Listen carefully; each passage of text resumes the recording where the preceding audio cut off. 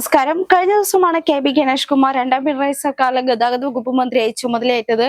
ഗതാഗത വകുപ്പിനെ നവീകരിക്കുന്ന പ്രവർത്തനങ്ങളായിരിക്കും നടത്തുമെന്ന് അദ്ദേഹം പറഞ്ഞിരുന്നു. ഇപ്പോഴെന്തായാലും അത് പ്രാവർത്തികമാക്കുകയാണ്. SRTCയിൽ ചെലവ് ചുരുക്കാനുള്ള നിർദ്ദേശം നൽകിയിരിക്കുകയാണ് അദ്ദേഹം.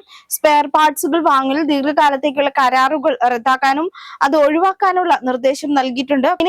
ഒപ്പം തന്നെ ഇനി നിയമനങ്ങൾ കൂടുതലും ഡ്രൈവർ കണ്ടക്ടർ തസ്തികയിലായിരിക്കുമെന്നും അദ്ദേഹം പറഞ്ഞിട്ടുണ്ട്.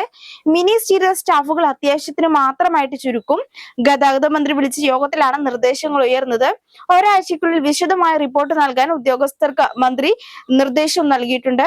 ജീവനക്കാർക്ക് 1-ാം തീയതി തന്നെ ശമ്പളം ഉറപ്പാക്കാൻ ഗതാഗത മന്ത്രിയെ ഗണേഷ് കുമാർ നിർദ്ദേശിച്ചു. കഴിഞ്ഞ ദിവസം തിരുവനന്തപുരത്ത് ചേർന്ന യോഗത്തിന് പിന്നാലെ ഇന്നലെ മാളകത്തെ വീട്ടിലും യോഗം ചേർന്നിരുന്നു. KSRTC ലാഭത്തിലാക്കാനായില്ലെങ്കിലും ഇപ്പോഴുള്ള അപകടാവസ്ഥയിൽ നിന്നും കരകയറ്റാനുള്ള ശ്രമം പരമാവധി നടത്തുമെന്നാണ് മന്ത്രിയായതിനു പിന്നാലെ KB ഗണേഷ് കുമാർ പറഞ്ഞിരുന്നത്. തൊഴിലാളികളും യൂണിയനുകളും സഹകരിക്കുമെന്ന പ്രതീക്ഷയിലാണ് മന്ത്രി എന്തായാലും ഉള്ളത്.